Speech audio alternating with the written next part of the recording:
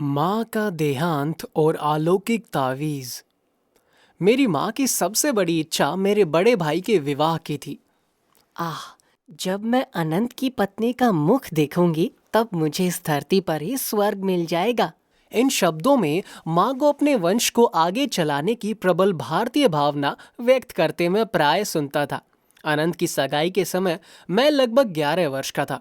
माँ कोलकाता में अत्यंत उल्लास से विवाह की तैयारियों में जुटी हुई थी। केवल पिताजी और मैं ही उत्तरी भारत में स्थित बरेली में अपने घर में रह गए थे, जहाँ लाहौर में 2 वर्ष रहने के बाद पिताजी का स्थानांतरण हो गया था। इसके पूर्व मैं अपनी दो बड़ी बहनों रमा और उमा के विवाहों का ठाट बाट देख चुका था, किंतु घर में सबसे बड़ा पुत्र होने के नाते अनंत के विवाह की तैयारियां तो और भी बड़े स्तर पर हो रही थी। माँ प्रतिदिन दूर दूर से कोलकाता पहुंचते सगे संबंधियों की आवभगत करने में व्यस्त थी। माँ ने 50 हर्ट स्ट्रीट में लिए गए एक नए विशाल घर में उन सब के आराम पूर्वक ठहरने की व्यवस्था की थी। सारी तैयारियां पूरी हो चुकी थी। विवाह भोज के लिए नाना विध व्यंजन, बारात के साथ अनंत को ले जाने के लिए पालकी, रंग बिरंगिया बत्तियों की कतारें, गत के विशालकाय हाथी और ऊंट, अंग्रेजी, स्कॉटिश और हिंदुस्तानी बैंड बाजे, पेशेवर गायक तथा नर्तक, विवाह विधि संपन्न कराने के लिए पंडित पुरोहित, सब कुछ तैयार था। मंगलोत्सव के उत्साह से भरे हुए पिताजी और मैं समय पर विवाह के लिए पहुंचने का विचार कर रहे थे, परंतु उस शुभ दिन से थोड़े ही पहले मैंने एक अमंगल सूचक दृश्य ध्यान में देखा। ये बरेली में अर्धरात्रि के समय था। मैं पिताजी के साथ अपने बंगले के बरामदे में सोया हुआ था। पलंग पर लगी मच्छरदानी की विचित्र फड़फड़ाहट सी की ध्वनि से मेरी नींद खुल गई। पतली मच्छरदानी के पर्दे खुल गए और मुझे अपने प्रिय माँ दिखाई पड़ी। अपने पिताजी को जगाओ। माँ की आवाज केवल एक फुसफुसाहट की तरह लग रही थी। आज ही भोर को 4 बजे यहाँ से चलने वाली पहली गाड़ी पकड़ो। यदि मुझे देखना चाहते हो तो जल्दी करो। इसके बाद वो छाया मूर्ति अदृश्य हो गई। पिताजी, पिताजी, मां प्राण त्याग रही हैं। मेरे आर्त स्वर में व्याप्त व्याकुलता ने उन्हें तक्षण जगा दिया। सुबकते हुए मैंने सारी इस घटनाएं उनको सुना दी। अपने स्वभाव के अनुसार स्थिति को अस्वीकार करते हुए उन्होंने मुझसे कहा, चिंता की कोई बात नहीं है, ये तुम्हारे मन का भ्रम मात्र है। तुम्हारी माँ बिल्कुल ठीक है। यदि कोई दुखद समाचार मिल ही गया तो हम लोग कल चल पड़ेंगे। यदि आप अभी तुरंत नहीं चले तो अपने आप को आप कभी क्षमा नहीं कर पाएंगे।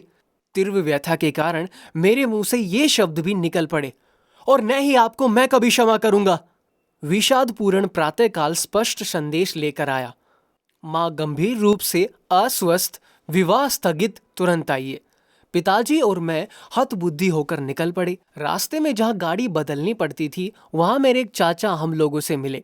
आकार में बड़ी बड़ी होती जाती एक रेलगाड़ी वज्र गर्जन के साथ हमारी ओर आ रही थी। आंतरिक शुभदता के कारण हमने अपनी गाड़ी के आगे झोंके देने का निश्चय अचानक मेरे मन में उठा। मुझे लगा कि माँ की छत्र छाया से वंचित हो जाने के बाद अब अचानक पूर्णतः उजड़ गए इस संसार को सहने की क्षमता मुझ में नहीं है। मैं माँ से इस संसार में सबसे प्रिय मित्र के रूप में प्यार करता था। उनके संतावनादायक काले नयन बचपन की छोटी छोटी व्यथा वेदनाओं के समय मेरा एकमात्र आश्चर्य थे। क्या माँ अभी तक जीवित है? चाचा से एक अंतिम प्रश्न करने के लिए मैं रुक गया। चाचा को मेरे चेहरे पर छाई अधीरता को भांप लेने में तनिक भी देर नहीं लगी। निसंशय वे जीवित हैं। मुझे उन पर थोड़ा भी विश्वास नहीं हुआ। हम कोलकाता में घर पहुंचे तो हमें मृत्यु के अचेतन करने वाले रहस्य का सामना करना पड़ा। मैं मृत प्राय सा होकर गिर पड़ा। किसी प्रकार की संतावना को मेरे हृदय का स्पर्श भी कर पाने के लिए कई वर्ष लग गए। मेरी आर्त पुकारों ने साक्षात स्वर्ग के द्वारों को हिला दिया। आखिर जग जननी को आना ही पड़ा। उनके स्नेह संगिंद शब्दों ने मेरे रिश्ते घावों को भर दिया। वो मैं थी जिसने जन्म जन्मांतर में अनेक माताओं की स्नेह वत्सला के माध्यम से तुम्हारी देखभाल की। खोए हुए जिन दो सुंदर काले नयनों को तुम ढूंढ रहे हो, उन्हें मेरी आंखों में देखो। परम प्रिय माँ के शार्द कर्म के बाद शीघ्र ही पिताजी और मैं बरेली लौट आए। अतीत की स्मृति में प्रतिदिन भोर में ही मैं अपने बंगले के सामने स्थित नरम हरित सुवरमणि हरियाली को छाए देते खड़े पराजित पारिजात वृक्ष की दुखार्त होकर तीर्थ यात्रा करता। कभी कभी काव्यमय क्षणों में मैं सोचता था कि पारिजात के श्वेत पुष्प अपनी अंतजार्थ भक्ति से हरित तृण वेदी पर अपने आप को बिखेर रहे हैं। ओस बिंदियों के साथ अपने अश्रु बिंदुओं को मिलाते हुए मैं प्राय उषा को लोकोत्तर अलौकिक प्रकाश निकाल देखा करता था। ईश्वर को पाने की तीव्र कसक से मैं तड़प उठता। हिमालय में चले जाने की प्रबल इच्छा मुझ में जाग उठी।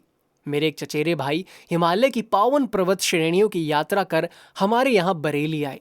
योगियों और स्वामियों के उच्च पर्वत निवास स्थान की कहानियां मैंने उनसे उत्सुकता पूर्वक सुनी। चलो हिमालय भाग चले, ये प्रस्ताव एक दिन मैंने बरेली में अपने मकान मालिक के पुत्र द्वारका प्रसाद के समक्ष रखा, परंतु वो ऐसे विचारों से सहमत नहीं था। उसने मेरे इस विचार से मेरे बड़े भाई को अवगत करा दिया, जो उसी समय पिताजी से मिलने के लिए वहां आए थे। एक छोटे बच्चे के इस अव्यावहारिक योजना को हंसकर टाल देने के बदले अनंत ने मेरा उपहास करने का निश्चय कर लिया। तुम्हारे गेरवे कपड़े कहाँ हैं? उनके बिना तो तुम स्वामी नहीं बन सकते। परंतु उनके इन शब्दों से मैं अबोधगम्य रूप से पुलकित हो उठा। उनके शब्दों ने एक स्पष्ट चित्र मेरी दृष्टि के सामने खड़ा कर दिया कि मैं एक सन्यासी बनकर भारत भ्रमण कर रहा हूं। शायद उन शब्दों ने किसी पूर्व जन्म की स्मृतियों को जगा दिया था। चाहे जो बात हो, पर मुझे ये तो पता चल गया कि प्राचीन सन्यास परंपरा को गेरुआ वस्त्र में अत्यंत स्वाभाविक सहजता के साथ धारण कर सकूंगा।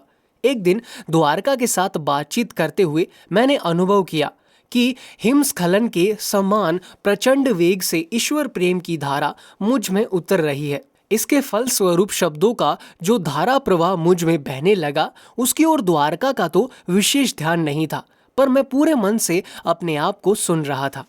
उस दिन दोपहर में मैं हिमालय की तलहटी में स्थित पहाड़ियों में बसे नैनीताल की ओर भाग गया। अनंत ने भी दृढ़ संकल्प के साथ मेरा पीछा किया और विवश होकर मुझे दुखी अंतकरण के साथ बरेली वापस आना पड़ा। मुझे केवल एक ही तीर्थ यात्रा करने की अनुमति थी, और वो थी प्रतिदिन प्रातः की पारिजात वृक्ष की तीर्थ यात्रा। मेरे हृदय अपनी खोई हुई दोनों माताओं के लिए मूक रुदन करता रहा, एक मानवी माता, दूसरी जगन माता। माँ के स्वर्गवास से परिवार में जो रिक्तता उत्पन्न हो गई, वो कभी भरी नहीं जा सकती थी। अपने जीवन के लगभग 40 शेष वर्षों में पिताजी ने दूसरा विवाह नहीं किया। अपने बाल वृंद के माता पिता की कठिन भूमिका उन्होंने स्वयं ही स्वीकार कर ली, और इसके निर्विवाह में वे हमारे साथ अधिक कोमल हृदय, अधिक मिलनसार बन गए। शांति और सूझबूझ के साथ ही वे विभिन्न पारिवारिक समस्याओं को हल करते। कार्यालय से आने के पश्चात वे किसी विरक्त की भांति अपने कक्ष में चले जाते और आनंद पूर्वक प्रशांति में क्रिया योग का अभ्यास करते। माँ के स्वर्गवास से बहुत समय बाद मैंने ऐसी छोटी छोटी बातों का ध्यान रखने के लिए एक अंग्रेज पारिचारिका को रखने का प्रयास किया, ताकि पिताजी को कुछ आराम मिल सके। परंतु पिताजी ने सिर हिला हिलाकर अपनी असहमति प्रकट की। तुम्हारी माँ के साथ ही मेरा सेवा का अंत हो गया। आजीवन एक पत्नी प्रायणता के भाव में उनकी आंखें खो गई। मैं किसी भी अन्य स्त्री की सेवा ग्रहण नहीं करूंगा। माँ के गुजर जाने के 14 महीने बाद मुझे ज्ञात हुआ कि मेरे लिए एक महत्वपूर्ण संदेश छोड़ गई हैं। उनके अंतिम समय अनंत दा के उनके पास स्थित थे और उन्होंने उनके शब्दों को लिख लिया था। यद्यपि माँ ने वो संदेश मुझे 1 वर्ष में दिए जाने का निर्देश दिया था, तथापि मेरे भाई में उसमें विलंब कर दिया था। उन्हें शीघ्र ही माँ द्वारा उनके लिए पसंद की हुई कन्या से विवाह करने के लिए बरेली से कोलकाता प्रस्थान करना था। एक दिन संध्या को उन्होंने मुझे अपने पास बुलाया। मुकुंद, तुम्हें ये विलक्षण समाचार देने में मैं आनाकानी करता रहा। उनके स्वर में विविधतापूर्ण संपर्ण था। मुझे भय था कि इससे तुम्हारी गृह त्याग की इच्छा और भड़क उठेगी, परंतु तुम वैसे भी अभी प्रबल ईश्वर प्रेम से आते प्रोत हो।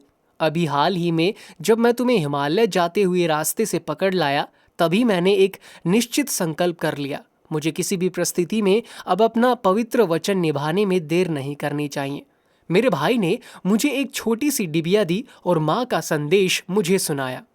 माँ ने कहा था, मेरे प्रिय पुत्र मुकुंद, मेरे ये शब्द तुम्हारे लिए मेरा अंतिम आशीर्वाद है।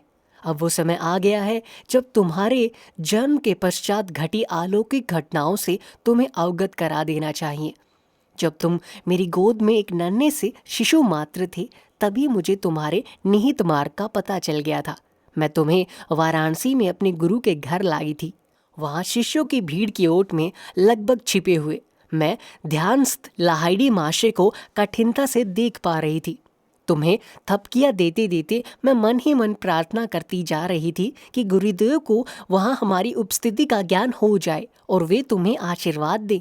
जब मेरी मूक भक्तिपूर्ण प्रार्थना तीव्र हो गई, तब उन्होंने आंखें खोली और मुझे पास आने का इशारा किया। सभी लोगों ने मुझे रास्ता दिया। मैंने जाकर उन परम पवित्र चरण कमलों में अपना सिर रखा।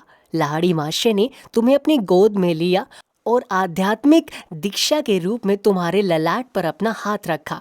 छोटी माँ, तुम्हारा पुत्र एक योगी होगा। एक आध्यात्मिक इंजन बनकर वो अनेक आत्माओं को ईश्वर के साम्राज्य में ले जाएगा। सर्वज्ञ गुरुदेव ने मेरी गुप्त प्रार्थना स्वीकार कर ली। ये देखकर मेरा हृदय आनंद से नाच उठा। तुम्हारे जन्म के कुछ पहले उन्होंने मुझे बताया था कि तुम उनके मार्ग पर चलोगे। मेरे पुत्र, बाद में तुम्हें जब अद्भुत आलोक के दर्शन का पता भी और मुझे तुम्हारी बड़ी बहन रोमा को चल गया था, क्योंकि हम दोनों उस वक्त साथ के कमरे से तुम्हें अपनी शैया पर निश्चल बैठा देख रही थी। तुम्हारे छोटे से मुखमंडल पर तेज प्रकट हुआ था।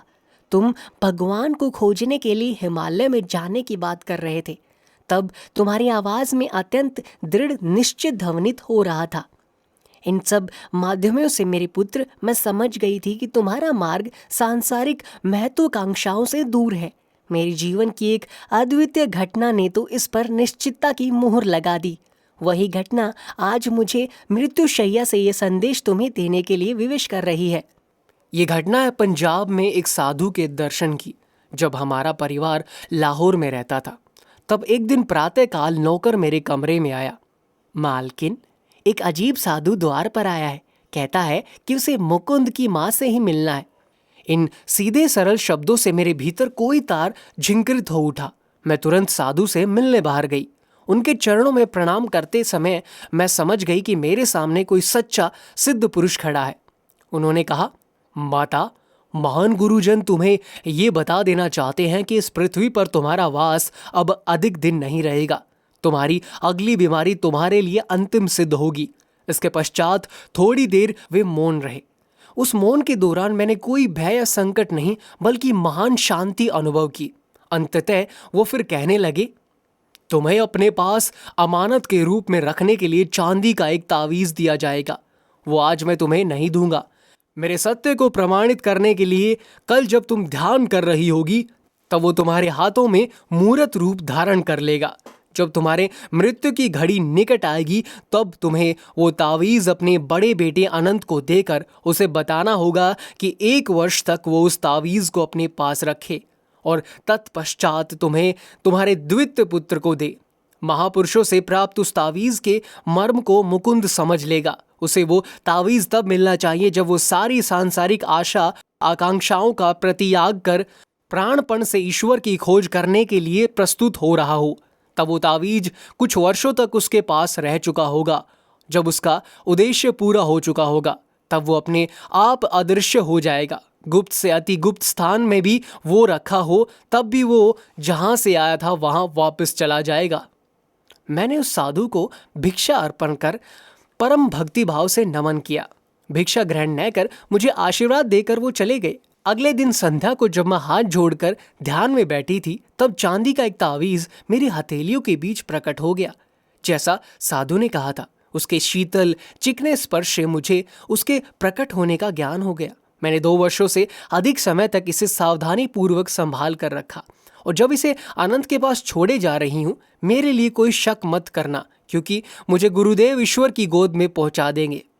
अच्छा मेरे बच्चे, अब मैं चलती हूँ। जगन माता तेरी रक्षा करेंगी। तावीज मेरे हाथ में आते ही ज्ञान का उज्जवल प्रकाश मुझ पर छा गया। अनेक सुस्मित स्मृति आज जागृत हो उठी। तावीज गोल दिखने में कुछ विचित्र सा और प्राचीन लगता था। उस पर संस्कृत के अक्षर खुदे हुए थे। मैं समझ गया कि इस जन्म के जीवन पथ पर भी आदर्श रूप से मेरा मार्गदर्शन करने वाले मेरे पूर्व जन्मों के गुरुओं ने इसे भेजा है। इसका एक और अधीन गहन अभिप्राय भी था, परंतु तावीज के भीतरी रहस्य का भेद खोल देना उचित नहीं होगा। मेरे जीवन की अत्यंत दुखद घटनाओं के बीच वो तावीज अंततः किसी प्रकार आदर्श हो गया और उसका आदर्श होना किसी प्रकार मेरे लिए गुरु लाभ का सूचक सिद्ध हुआ। इसका वर्णन इस प्रकरण में करने की आवश्यकता नहीं, किंतु हिमालय में जाने की अपनी चेष्टाओं में बार बार असफल किया गया। ये बालक तावीज के पंखों पर सवार होकर प्रतिदिन दूर दूर तक यात्रा कर लेता था।